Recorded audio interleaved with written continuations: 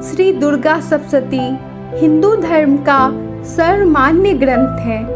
इसमें माता रानी के भक्तों पर कृपा के सुंदर इतिहास का वर्णन है, जो भक्त के पढ़ने और सुनने मात्र से मनोवांछित वस्तु सहज प्राप्त हो जाते हैं।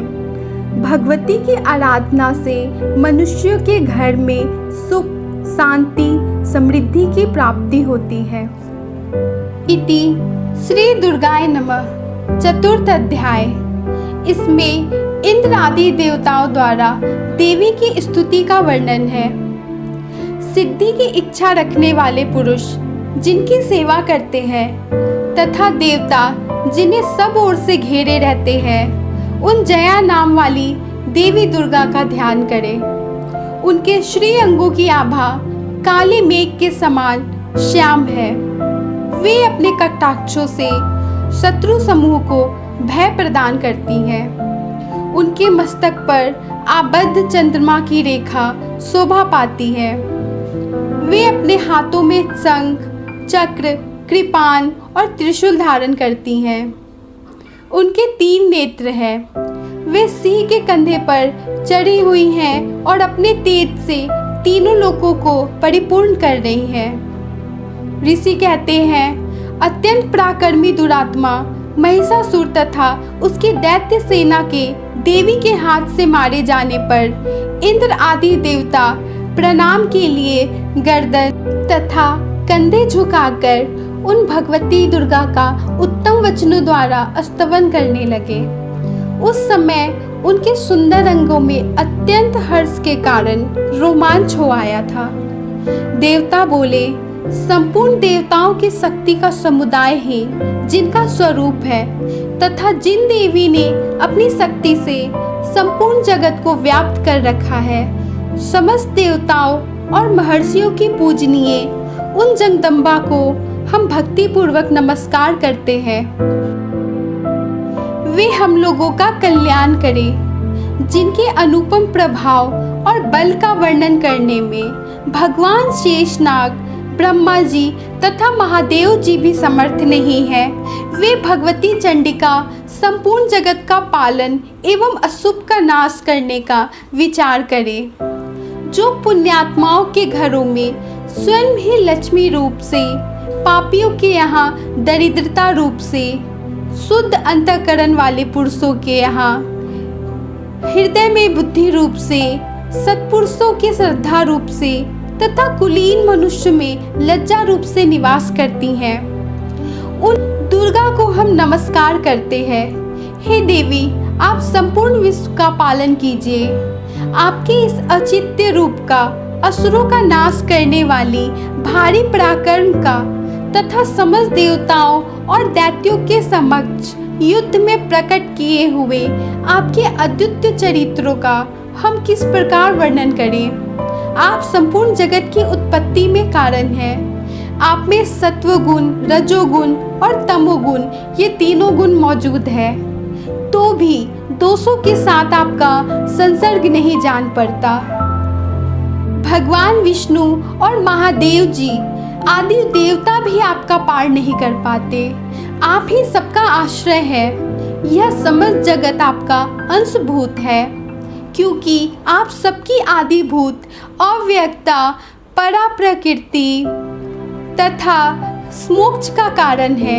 ए देव, सब लोग आपको स्वधा भी कहते हैं। देवी, जो मोक्ष की प्राप्ति का साधन है, अचिंत्य महाव्रत स्वरूपा है, समस्त दोषों से रहित, जितेंद्रिय, तत्व को ही सार वस्तु मानने वाले तथा मोक्ष की अभिलाषा रखने वाले मुनिजन आपका अभ्यास करते हैं। वह भगवती पराविद्या आप ही है। आप शब्द स्वरूपा है। अत्यंत निर्मल ऋग्वेद, यजुर्वेद तथा सामदेव का आधार आप ही है। आप देवी त्रयी और भगवती हैं। इस विश्व की उत्पत्ति एवं पालन के लिए आप ही वार्ता के रूप में प्रकट हुई हैं। आप संपूर्ण जगत की घोर पीड़ा का नाश करने वाली हैं। देवी, जिससे समस्त शास्त्रों का सार का ज्ञान होता है, वह मेधा शक्ति आप ही हैं। दुर्गम भव सागर से पार उतारने वाली नौका रूप दुर्गा देवी भी आप ही हैं। कैटभ के शत्रु भगवान विष्णु के वक्षस्थल में एकमात्र निवास करने वाली भगवती लक्ष्मी तथा भगवान चंद्रशेखर द्वारा सम्मानित गौरी देवी भी आप ही हैं। आपका मुख मंद मुस्कान से सुशोभित, निर्मल, पूर्ण चंद्रमा के बिंब का अनुकरण करने वाला है और उत्तम सुवर्ण की मनोहर कांति से कमनीय है। तो भी उससे देखकर महिषासुर को क्रोध हुआ। उदय काल के चंद्रमा की भांति लाल और तनी हुई भौं के कारण विकराल हो उठा। तब उसे देखकर महिषासुर के प्राण तुरंत निकल गए, क्योंकि क्रोध में भरे हुए यमराज को देखकर भला कौन जीवित रह सकता है। देवी, आप प्रसन्न हो। परमात्म स्वरूपा आपके प्रसन्न होने पर जगत का अभ्युदय करते हैं और क्रोध में भर जाने पर आप तत्काल ही कितने कुलों का सर्वनाश कर डालती हैं, क्योंकि महिषासुर की यह विशाल सेना क्षण भर में आपके कोप से नष्ट हो गई है। सदा अभ्युदय प्रदान करने वाली आप जिन पर प्रसन्न रहती हैं, वे ही देश में सम्मानित है। उन्हीं को धन और यश की प्राप्ति होती है। उनका धर्म शिथिल नहीं होता तथा वे ही हुष्ट-पुष्ट स्त्री, पुत्र और भृत्यों के साथ धन्य माने जाते हैं। देवी, आपकी ही कृपा से पुण्यात्मा पुरुष प्रतिदिन अत्यंत श्रद्धा पूर्वक तथा सब प्रकार से धर्मानुकूल कर्म करता है और उसके प्रभाव से स्वर्गलोक में जाता है। इसलिए आप तीनों लोकों में निश्चय ही मनोवांछित फल देने वाली है। माँ दुर्गे, आप स्मरण करने पर सब प्राणियों का भय हर लेती हैं और स्वस्थ पुरुषों द्वारा चिंतन करने पर उन्हें परम कल्याणमयी बुद्धि प्रदान करती हैं। दुख, दरिद्रता और भय हरने वाली देवी, आपके सिवा दूसरी कौन है जिसका चित्त सब प्रकार का उपकार करने के लिए सदा ही दयाद्र रहता हो। देवी, इन राक्षसों को मारने से संसार को सुख मिले तथा ये राक्षस चिरकाल तक नरक में रहने के लिए भले ही पाप करते हो, इस समय संग्राम में मृत्यु को प्राप्त होकर स्वर्गलोक में जाए, निश्चय ही यही सोचकर आप शत्रुओं का वध करती हैं। आप शत्रुओं पर शस्त्रों का प्रहार क्यों करती हैं? समस्त असुरों को दृष्टिपात से क्यों नहीं भस्म कर देती? इसमें एक रहस्य है। ये शत्रु भी हमारे शस्त्रों से पवित्र होकर उत्तम लोकों में जाए, इस प्रकार उनके प्रति भी आपका विचार अत्यंत उत्तम रहता है। खड्ग के तेज पुंज की भयंकर दीप्ति से तथा आपके त्रिशूल के अग्रभाग की घनीभूत प्रभा से चौंधियाकर जो असुरों की आंखें फूट नहीं गई, उसमें यही कारण था कि वे मनोहर रश्मियों से युक्त चंद्रमा के समान आनंद प्रदान करने वाली आपके सुंदर मुख का दर्शन करते थे। देवी, आपका शील दुराचारियों के बुरे बर्ताव को करने वाला है, साथ ही यह रूप ऐसा है जो कभी चिंतन में भी नहीं आ सकता और जिसकी कभी दूसरों से तुलना नहीं हो सकती, तथा आप बल और पराक्रम तो उन दैत्यों का नाश करने वाला है जो कभी देवताओं के पराक्रम को भी नष्ट कर चुके थे। इस प्रकार आपने शत्रुओं पर भी अपनी दया ही प्रकट की है। वरदायिनी देवी, आपके इस पराक्रम की किसके साथ तुलना हो सकती है? शत्रुओं को भय देने वाला एवं अत्यंत मनोहर ऐसा रूप भी आपके सिवा और कहाँ है? हृदय में कृपा और युद्ध में निष्ठुरता, ये दोनों बातें तीनों लोकों के भीतर केवल आप में ही देखी गई है। माता, आपने शत्रुओं का नाश करके इस समस्त लोकों की रक्षा की है। उन शत्रुओं को भी युद्ध भूमि में मारकर स्वर्गलोक में पहुंचाया है तथा उन्मत्त देवत्व से प्राप्त होने वाले हम लोगों के भय को भी आपने ही दूर किया है। हम आपको नमस्कार करते हैं देवी। आप शूल से हमारी रक्षा करें।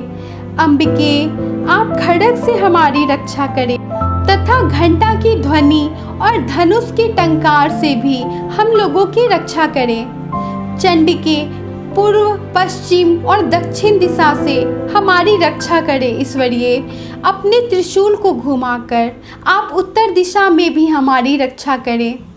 तीनों लोकों में आपके जो परम सुंदर एवं अत्यंत भयंकर रूप विचरते हैं, उनके द्वारा भी आप हमारी तथा इस भूलोक की रक्षा करें। अंबिके, आपके कर पल्लवों में शोभा पाने वाले खड्ग, शूल और गदा आदि जो जो अस्त्र हो, उन सब के द्वारा आप सब ओर से हमारी रक्षा करें। ऋषि कहते हैं, इस प्रकार जब देवताओं ने जगत माता दुर्गा की स्तुति की और नंदन वन के दिव्य पुष्पों एवं गंधन चंदनों आदि द्वारा उनका पूजन किया, फिर सबने मिलकर जब भक्ति पूर्वक दिव्य धूपों की सुगंध निवेदन की, तब जाकर देवी प्रसन्न हुई और उन्हें प्रणाम करते हुए सब देवताओं से कहा। देवी बोली, देवताओं, तुम सब लोग मुझसे जिस वस्तु की अभिलाषा रखते हो उसे मांगो। देवता बोले, भगवती ने हमारी सब इच्छा पूर्ण कर दी है, अब कुछ भी बाकी नहीं है माता, क्योंकि हमारा यह शत्रु महिषासुर मारा गया। महेश्वरी, इतने पर भी यदि आप हमें और वर देना चाहती हैं तो हम जब जब आपका स्मरण करें तब तब आप दर्शन देकर हम लोगों के महान संकट दूर कर दिया करें। तथा प्रसन्न मुख अंबिके, जो मनुष्य इन स्रोतों द्वारा आपकी स्तुति करे, उसे वृत्त, समृद्धि, वैभव देने के साथ उनकी धन और स्त्री आदि संपत्ति को भी बढ़ाने के लिए आप सदा हम पर प्रसन्न रहे। ऋषि कहते हैं, राजन, देवताओं ने जब अपने तथा जगत के कल्याण के लिए भद्रकाली देवी को इस प्रकार प्रसन्न किया, तब वे तथास्तु कहकर वहीं अंतर्धान हो गई। इस प्रकार पूर्व लोक में तीनों लोकों का हित चाहने वाली देवी जिस प्रकार देवताओं के शरीरों से प्रकट हुई थी, वह सब मैंने कथा कह सुनाई। अब पुनः देवताओं का उपकार करने वाली वे देवी दुष्ट दैत्यों तथा सुम निसुम का वध करने एवं सब लोगों की रक्षा के लिए गौरी देवी के शरीर से जिस प्रकार प्रकट हुई थी, वह सब मेरे मुख से सुनो। मैं उसका तुमसे यथावत वर्णन करता हूँ। इस प्रकार श्री मार्कंडेय पुराण में सावर्णिक मनवंतर की कथा के अंतर्गत देवी महात्म्य में सक्रादि स्तुति नामक चौथा अध्याय पूर्ण हुआ। देवी के चरण कमलों में मेरा नमस्कार है। जय माता दी।